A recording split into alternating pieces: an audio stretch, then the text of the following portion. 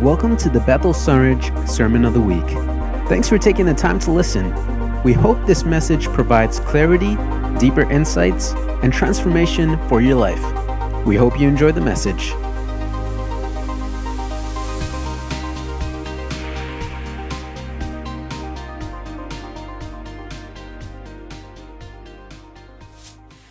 I believe that God has something big in this message for us today. See, back when Curtis asked me to speak, it was a couple months ago, I believe, he said he believed it was what God wanted him and us to talk about. And I know what you're thinking if you've been in church a long time, and I thought it too. Oh, we're talking about being thankful around Thanksgiving. Real original. Thanksgiving is literally tomorrow. Like, okay, yeah. But as I studied, I realized that he was right. The more I studied and prayed on this, the more God just started opening things up for me and revealing things. And I truly believe that this is a God appointment. This isn't something we just set up because of the holidays. This isn't something we scheduled out. Don't get me wrong, we did schedule it. But it wasn't on the original schedule. I believe that God has a plan for this series. I believe that God wants to use this series as a launching pad for our church. So, I want to bring you to a verse. It's one that Curtis used last week, and it's funny how God works. It was exactly what I was going to use. In 1 Thessalonians, I always say that one wrong. 1 Thessalonians 5, verse 16 to 18 says this. It says, "Rejoice always, pray continually, give thanks in all circumstances, for this is God's will for you in Christ Jesus." And again, I know what you're thinking because I say it almost every time, right?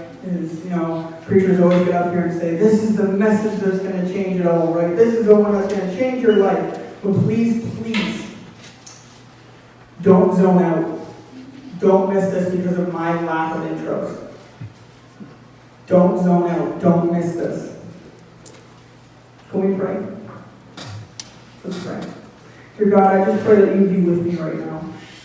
I pray that the seeds that you have planted in this message and in my life and in these words, that they would fall on fresh soil, Lord God. That people would hear it, and not only hear it, they would receive it. And Lord God, I pray that you would just guide each step that we take today. That you would guide our message today. And we pray this all in your name. Amen. So when I started studying, Curtis always said was, okay, we're going to talk about being thankful. And I just want you to share, right? Just share what you're thankful for in your life. Maybe something God's been challenging you with. Just share something in regards to thankful. And so I actually started studying, and I had a whole different message planned out. I was ready. I had it locked in. I had scripture. I knew what scripture I was going to use. I knew what stories I was going to use. I had it like, boom, done. He told me 2 months ago, I went, boom, done, that week, had it. Right? And that's rare for me because I'm a procrastinator. And I was going to talk, about being thankful for challenges. Right? I was going to talk about all of this, and then I started to pray and just ask, okay, God, is this what you want? And I just got this impression on my heart. It wasn't this audible voice or anything like that, but he said, Dave, I don't want you to talk about challenges. Because if you talk about challenges in general, you're just going to get up on the stage and complain. I was like, ooh, ouch. Thank you. Wow. He said, I want you to talk about what's challenging you most. I want you to talk about prayer, and I want you to talk about purpose. I said, okay. Sounds good. It's going to be difficult.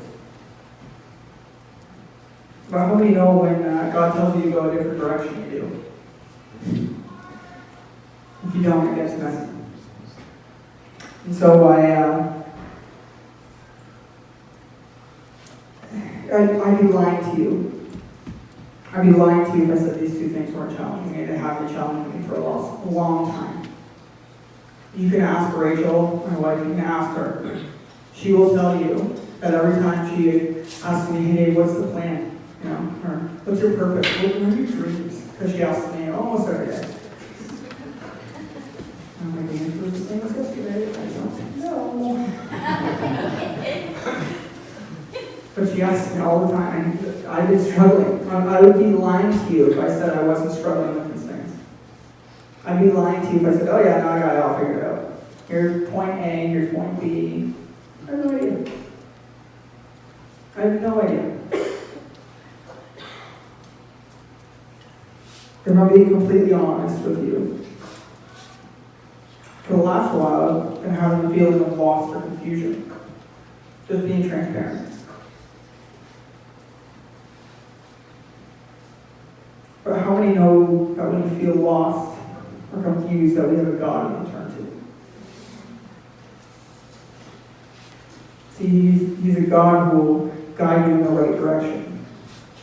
And I love that when he sang Waymaker, and I actually didn't know that song until Jody shared it in the worship page or whatever. I heard that one. I love what it says, that, you know, he's the Waymaker, miracle worker, light in the darkness, right? Literally, my notes, it says here, it says, the Bible says we serve a God who shines a light onto my path.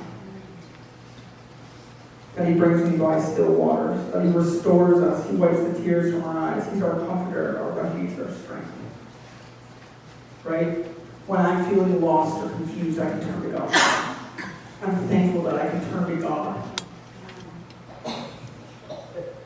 And it's like the old hymn, or maybe not old hymn for some, in the garden it says this, it says, and he walks with me, and he talks with me, and he tells me I'm his own. And the joy he shares we tarry there, none other has ever known. I'm so thankful that my God walks with me. I'm so thankful that my God talks with me. I'm thankful that I can pray to him. So again, if you haven't figured it out, we're going to be talking about prayer and how God talks with you. We're also going to be talking about how that lines up with purpose. And so again, I just want to go through the process. So I started studying, and I looked up the word thankfulness. It's a good start, right? We're talking about it. So all right, I went into my Bible dictionary. And of course, there was nothing written under thankfulness. Just 2 sub-points that send you to another part of the Bible dictionary. And usually these sub-points are just synonyms of the word. Right? Usually they're just words that mean the same thing, and it's, oh, you know, there will be things about thankfulness in that area. And the 2 words that were the sub-points for it were this. They were gratitude, and guess the second one? Prayer. I was like, all right, God, you got me. Guess you want to talk about that one.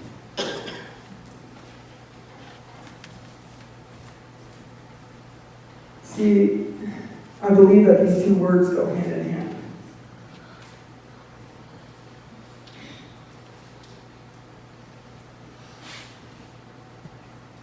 And so I started digging deeper.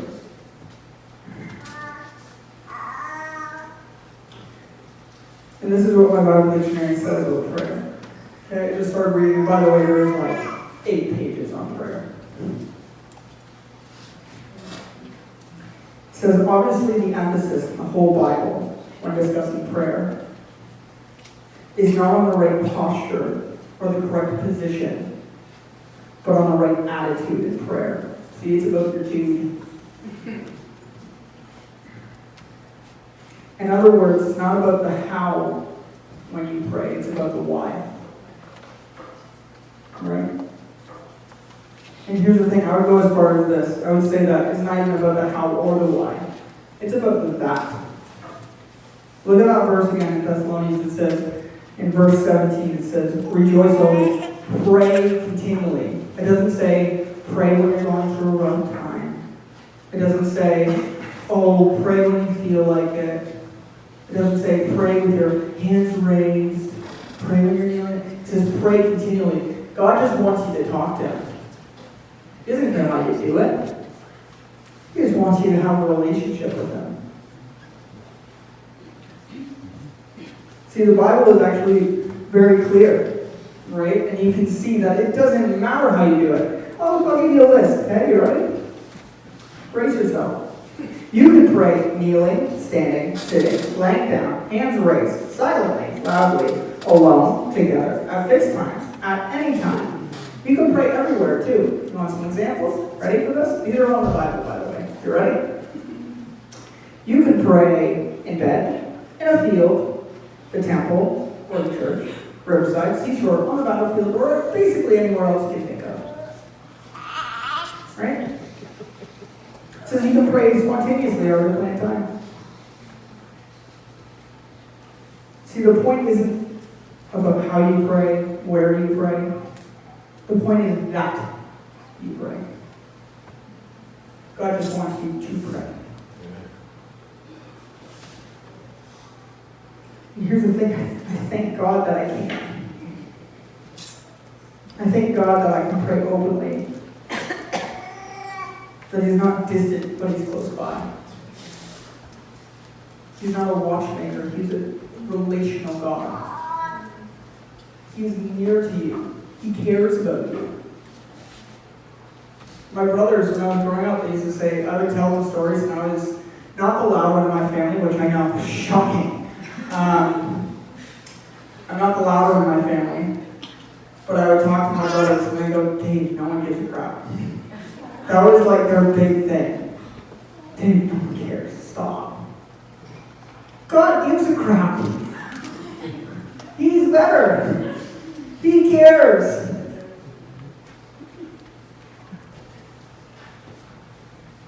I'm so thankful that I can cry out to God and respond.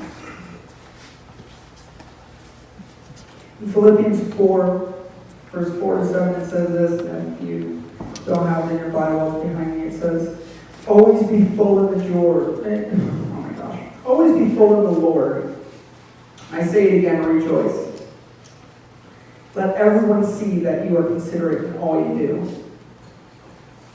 Remember, the Lord is coming soon. And here's the thing about that part. I looked it up. I started studying that. So it's like a lesson. That lines up so perfectly. And I started studying it. And you know that one says, the Lord is coming soon. The actual translation is, the Lord is near. The Lord is near to you. And it goes on and says, don't worry about anything. Instead, pray about everything. Tell God what you need and thank Him.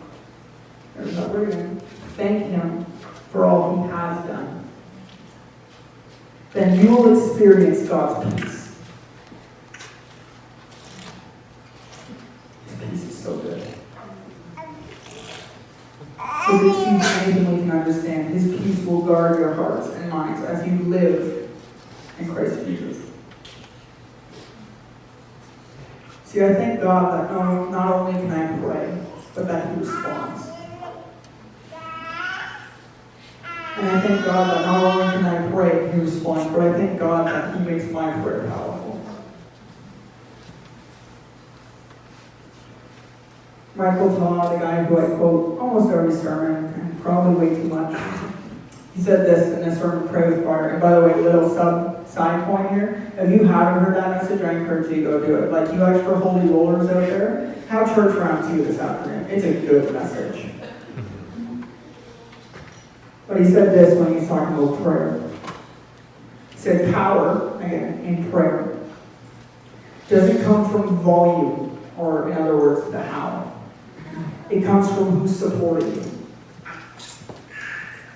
There's power in your prayer because God is supporting you.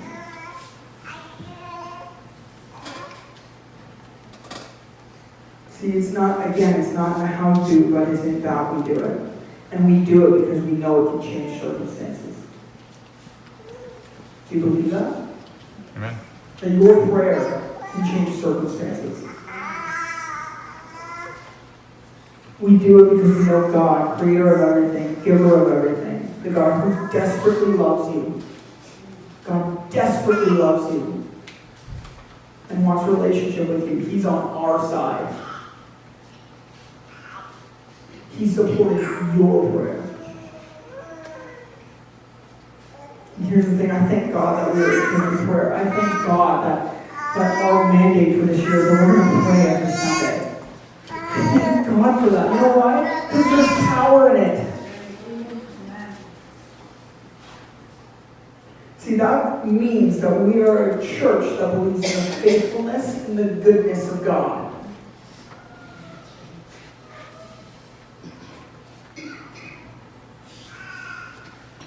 But here's a little sub-point to that, and it may hurt for some.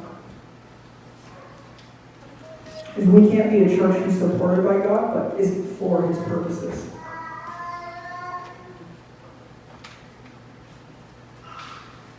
In other words, I'll say it like this, okay?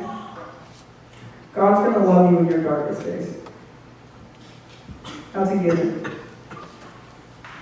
says in the Bible that He's for you, not against you. He calls us more than conquerors.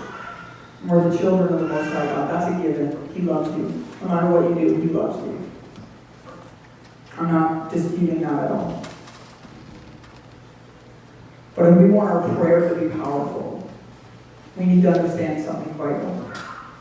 We are praying for His purposes, not our own. We're praying for His will, not our own. But just imagine with a second for me, a church that constantly and consistently prays with the power of God, with His will in mind. What would happen in our community? And think of this, think of how powerful God really is. The universe is formed at the lips, on His lips. The words coming off His lips. His words created universes. Things that we can't even fathom. That God is supporting us. I love this quote. It says this. It says, keep praying. Good start. But be thankful that God's answers are wiser than your prayers. I'm going to say it again. Keep praying, but be thankful that God's answers are better than your prayers.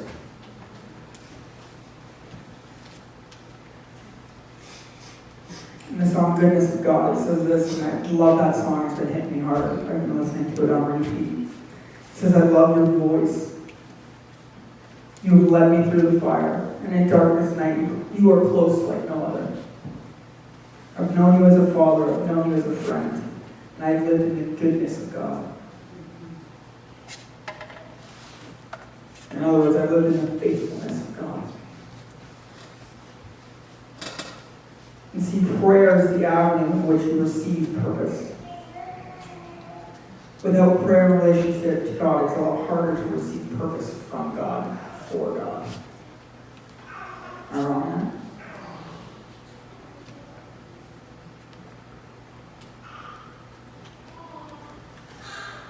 See, so often, some of us want a text relationship with God. You know what I mean by that? Like, we want to be able to hear from God, but we also want to be able to ignore Him.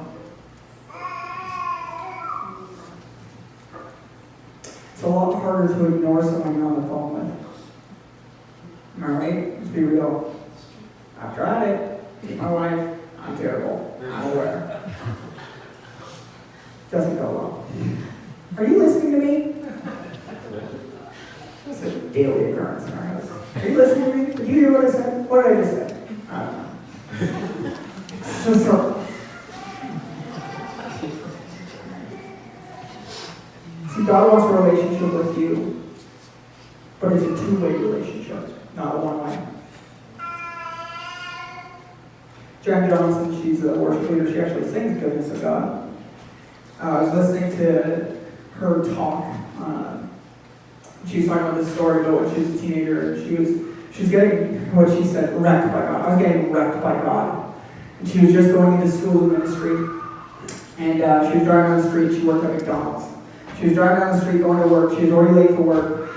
She said, God, whatever it is, I just want you to, I want you to tell me what to do. God, tell me what to do. and she saw a piece of garbage on the side of the road. He said, pick it up. And she says, do you ever get that message from God where like it's so stupid? Like what? What is that going to do? And so she actually got to work and she went, it's not going away. And so she turned around.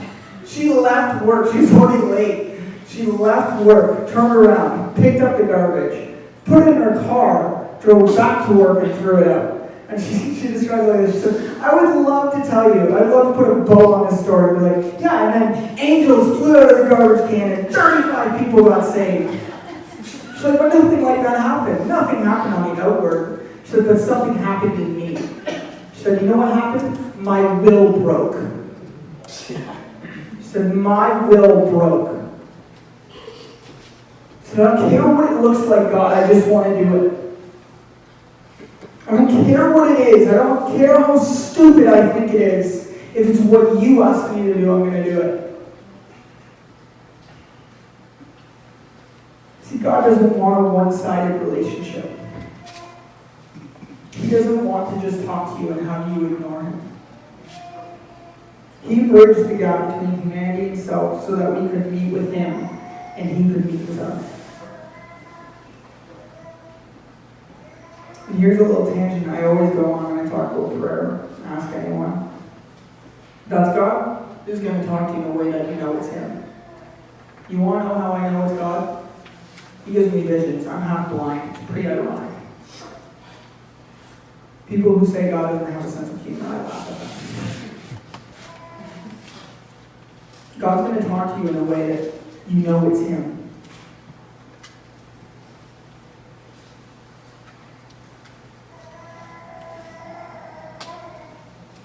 Here's the thing, and it may sound silly, it may sound stupid, but it's not like you're just going to start hearing tongues in your head one day. God's going to talk to you the way you know it's him. He wants you to understand him.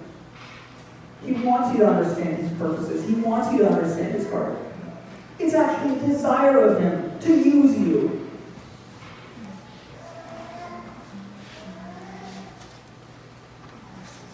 And here's the thing, is that there's no one method for you to talk to him. We just learned that. Right? There's no one way you have to pray. Now, I'm not saying don't revere God. I'm not saying don't honor God. I'm not saying don't humble yourself.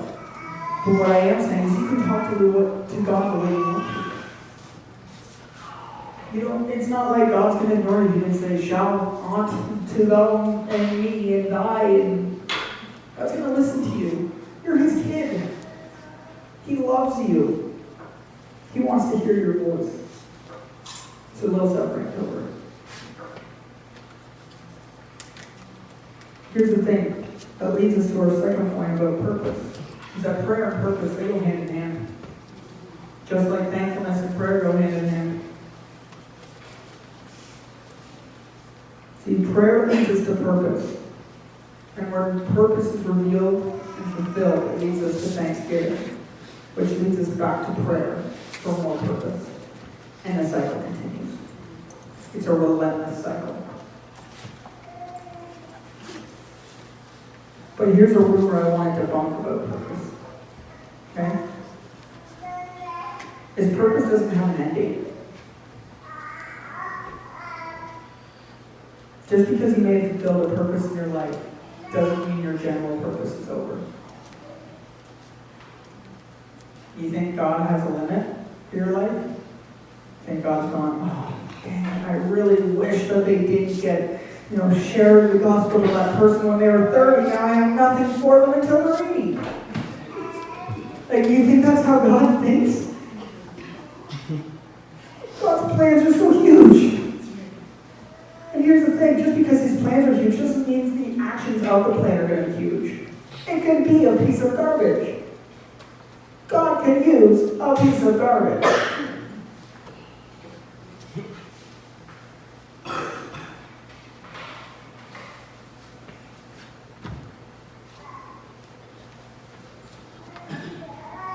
See, Purpose isn't something you do.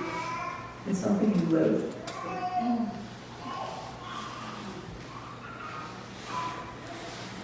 Purpose is ongoing. It's not a job or position you're in, but a life you choose to live. And here's another truth straight from my dad.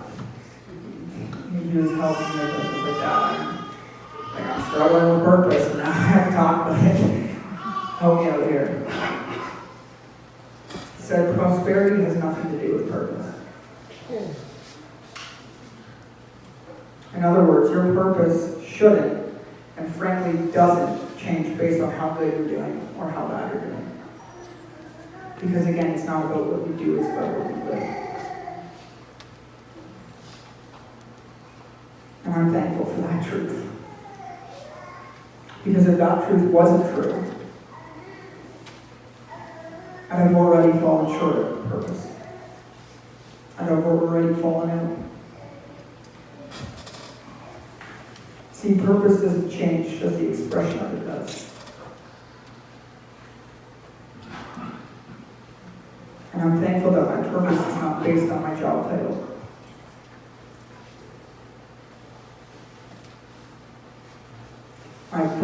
My purpose is based on who supported me, not who is Jesus. My purpose is His purpose. God, what do you want to do? God, what's the plan?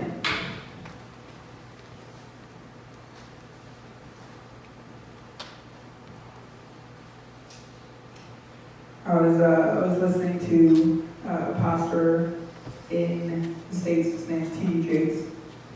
And he was in an interview with Stephen Furtick, and he was talking about a book he wrote. Talking about this book about entrepreneurship, right? And he was discussing purpose, and he was discussing all these different topics. It's like 2 hours long. I was like, yeah, I'm gonna watch this. And he said this about purpose, and I think, or he said this about entrepreneurship, and I think it lines up with purpose so well. He said, I never knew that the way people describe you would become a prison to your, and I practice, to your purpose for where God wants to take you, until they did it to me. I never knew that the way people viewed me would become a prison to my purpose. And then he went on to say this. He said, sometimes we get stuck in what other people expect, that we forget or neglect to find out who we really are, what our purpose really is. So often we get stuck in people saying, oh, you can't do that. Oh, why would you do that? That's stupid. What, you're going to go pick up a piece of garbage? You're going to leave work when you're already late to go pick up a piece of garbage you saw. That's dumb. But can you imagine that story? He was 16.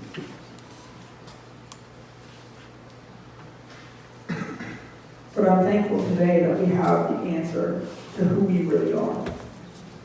I'm thankful that we are sons and daughters of the Most High God, that He loves and cares for us. I'm thankful that God is always with us, and that He helps us with our purpose. See, it's not an assignment we do on our own, but it's one He guides us through. Our purpose is not an assignment we do on our own, it's one He guides us through. He isn't distant, He's near to us. In Psalm 57, verse 2, it says this. It says, I cry out to God Most High, to God who fulfilled His purpose for me. God will fulfill His purpose for you. His promises are true. Cry out to God. In Isaiah 30, verse 21, it says this. It says, your own ears will hear Him. Right behind you, a voice will say, this is the way you should go. Whether to the right or to the left.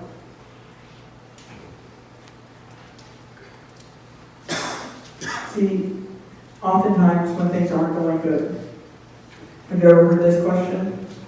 Why do bad things happen to good people? Ever hear that one? Because when bad things happen, you actually rely on God. One man put it this way, he said, maybe the Lord lets some people get into trouble because that's the only time they ever think of Him. tell you something today? Just because you've fallen out of good standing doesn't mean you've fallen out of purpose.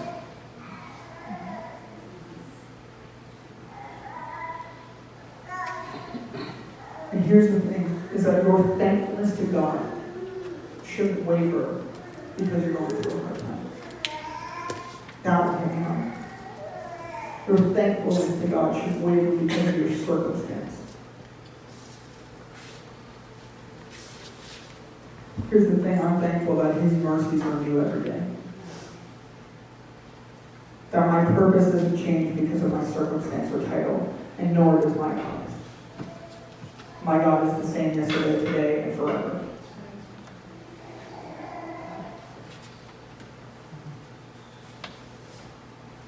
T.D. Jakes went on to say this too. He said, sometimes it's better to be who you are, who God has called you to be, and what He calls you rather than what other people call you.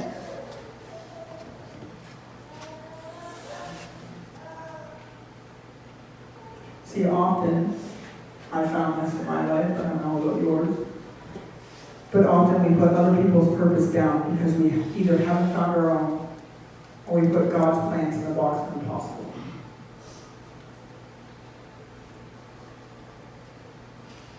Look at this quote. It says this about prayer. It says, don't put people down unless it's on your prayer list.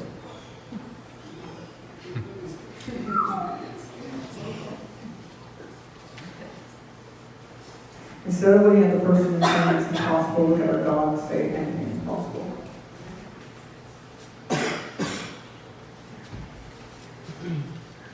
And maybe it's not other people's purpose down. No, maybe it's not other people's purpose that you're putting down. Maybe it's your own. I'm guilty of this.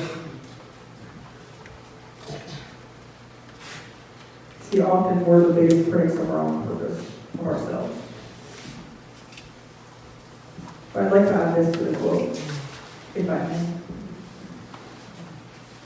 Don't put people's purpose down, including your own. Put it on your prayer list. Because if we honestly believe that God can change circumstances, why aren't we praying about our purpose?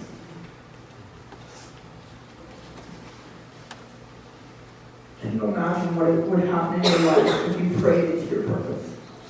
If you said, God, today's a new day. Today's a new day. Give me a new message. God, give me a new purpose for today. I know my general purpose is to share your love and to share the good news, but Lord, I want a purpose for today. I want something for today. Imagine what would happen in your life. And what would happen if you prayed into someone else's? So often we get so focused on ourselves, like, oh, I need to pray for my purpose. What if you prayed for someone else's? What if your purpose is to pray into someone else's purpose? Ever think about that? So often we ask God for answers in prayer and we don't want to be the answer. What if you prayed for someone else's? What if you prayed into someone else's? What if you said, God, use that person? Use them for your will. Lord, we know the plans you have for them. Use them. So when I was a baby, I shared this story a couple of years ago, but when I was a baby, I was sick. I was basically going to die before I turned 2. I was born 3 pounds, 7 ounces. I was having trouble breathing. Tiny little thing. I was born in October. I didn't make it home from the hospital until the end of December, early January. They said, he's not going to make it. They told my mom, prepare, he's not going to make it. And my mom said, no, we're going to pray about it. Here's the thing, is that they weren't praying, Lord, make him better. They were saying, Lord, we know you have a purpose for this baby. Lord, we know this baby is a mistake. Lord, we know that you want to use him. Tons of people prayed into it. My mom's opening a prayer, you know, and she's outgoing. So you don't think she's getting other people to pray? Pastors pray over me. Youth leaders pray over me. Doctors, nurses, friends, neighbors, strangers, the grocery lady, crazy hockey moms. You name it, they prayed. And here's the thing, is that it worked. It worked. And so fast forward, I'm in Bible college now. So,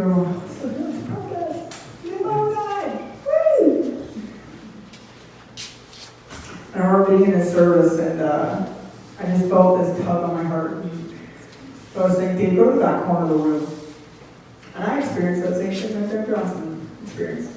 Stupid. We're in the middle of chapel. Why would I go to the back corner of the room? That is the dumbest thing.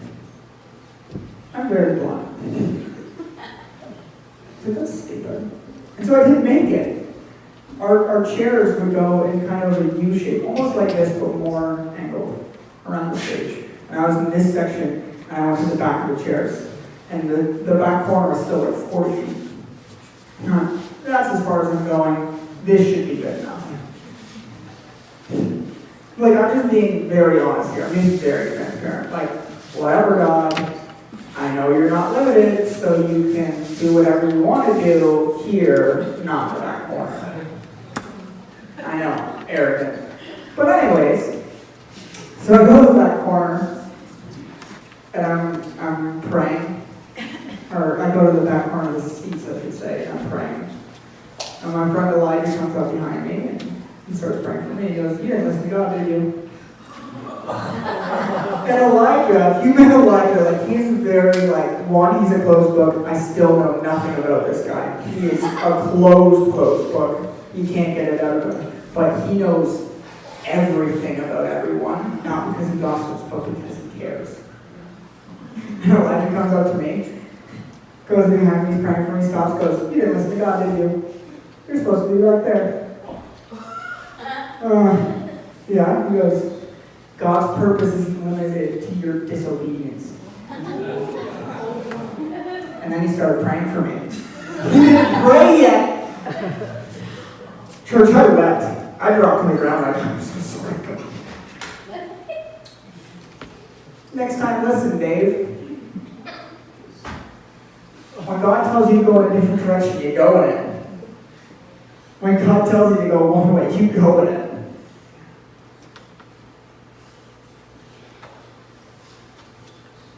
So I'm going to invite the team up as we go into my last point here about purpose. Here's the thing I've learned about it, is that purpose takes patience. Purpose takes patience. You get to play the long game with it. Because it's not a position, it's a lifestyle. And I got some news for you, church. You have a whole life to fulfill purpose. A lifetime is a long time. A lifetime is a long, long time. Again, Mike Todd said this. I was watching sermons and things. And he said, what God does great, he does with a long runway. What God does great, he does with a long runway. It's going to take patience. I'm a living testament of that right now. I'm still waiting for purpose. I'm still waiting for direction. I told you at the beginning, it hasn't changed since then. I am still feeling lost. But here's the thing, is that God is my compass. God is the one who directs me. God is the one who leads you by still waters. He's the one that's going to give you purpose.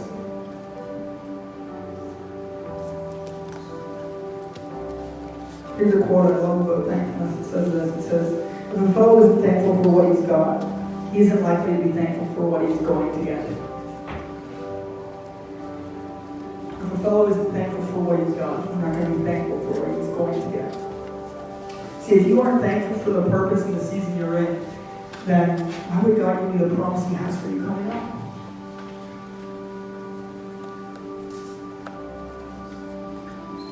And we see this in Jeremiah 29.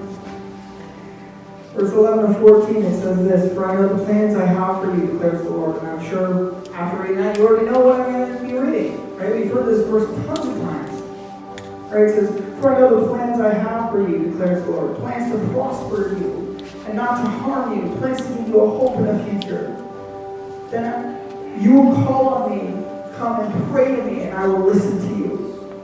You will seek me and find me. When you seek me with all your heart, I will be found by you, declares the Lord. And I will bring you back from captivity. I will gather you from all nations and places where you've been banished to, declares the Lord, and will bring you back to the place from which I carried you into exile. But here's the thing that we often miss in that verse, is the verse before that. In verse 10, just before this passage, it's a part we often miss. It says, they had to wait. You know what God said before this? He said, in 70 years. In 70 years, this is going to happen. Not now. And see, here's the thing. We live in an instant culture, right? You have, Uber Eats. I don't want to drive there. Just bring it to me and I'll have it instantly.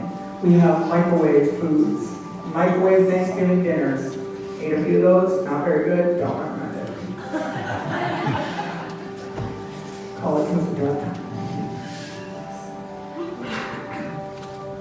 But we live in an instant culture. How many coffee drinkers are there? I'm not a coffee drinker. How many coffee drinkers are there in the room? Tell me this. Which tastes better? Instant coffee? Or coffee straight from the bean? Straight from the bean. Thank you. We live in an instant culture. I want it now. But purpose requires patience. And here's the thing, is that peace follows purpose, and peace confirms purpose. See, when you can recognize who's supporting you, and who's helping you fulfill your purpose, when you can recognize that person, that is God, God's peace falls on you. Just like Philippians said, God's peace falls in purpose. And see, God's peace will make whatever amount of purpose, 70 years, 2 days, whatever amount, His peace makes the patience worth it. Because His promises are true. Because His purpose is true. And I'm so thankful for patience. I know, it's a bad word in church, patience. It's basically a cuss word, church. Patience, he's talking about patience, I don't want that. But I thank God for patience. I thank God that I can be patient and that I can rely on Him because I know He's going to fulfill what He said. I thank God that I can stand firm on His promises, that He hasn't given up on me. And here's the thing, even if I can't see the full story, I trust God's purpose. Even if I can't see where I'm going, even if I'm lost, I trust God's purpose. I pray to Him, I cry out to Him. He's so worthy of praise. He's so good. He cares deeply for you. He loves you. He has a purpose and a plan to prosper you.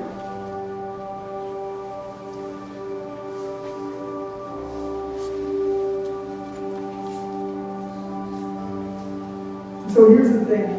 We have this challenge, like Curtis talked about at the beginning, and we challenge you to join the Bethel Thankfulness Challenge. Right? This is the application. It's pretty simple. Write down something that you are thankful for each day. And share one of them this week with someone. And here's the thing, we're on week 2, right? Last week you were supposed to share with a family member or a close friend. That's pretty easy to do. This week you have to share with an extended friend circle. Next week, we want you to share with someone in the church or community. Someone that may not even be a friend. And the week after that, we want you to share with a stranger. Because here's the thing, when you share about your thankfulness to God, when you share about your purpose to God. That I'm so thankful that God opened the door for me. I'm so thankful that God speaks to me. When you speak of that, it opens doors for them. You sharing may not be for you. Sure, it may be hard for you. It's hard for me. But it may be something that unlocks something in someone else.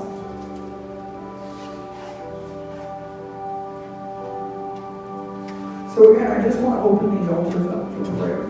Because again, I value the power of prayer. And if you have to go, that's fine. It's Thanksgiving. We love you. We thank you for coming. We hope that you felt welcome. But today, I just want to open the altars for you. We're going to pray. We're going to pray for purpose. We're going to meet with God. We're going to say, God, have your way. Your will is worthy, Lord. Your will is here. Whatever it is, God. I don't care what it is. I don't care what it looks like. I just want more of you. If you even just want to come and seek God, you may not be coming here for purpose. You may have a plan. Come and seek God. These altars are open for you. Because He's a good Father. He wants to meet with you. He loves you. He wants a relationship with you. So let's pray. So God, right now, I pray for the hearts in this room. I pray that you would just touch the lives of people in this room. And for those that have to go, Lord, we bless them. We say, Lord, have your way in their lives today. As they gather around with family or maybe they're alone, Lord, we pray that you would just be so evidently with them, that they would feel your presence this weekend, Lord God, and that they would remember to thank you. And for those that are coming, Lord God, I pray that you would just begin to reveal things in Jesus' name. I pray that purpose would be felt in this room. I pray that when we seek, Lord, that you would respond. And I thank you again, God, for who you are, that you are a loving Father, that you care so deeply for us. We pray this all in your name.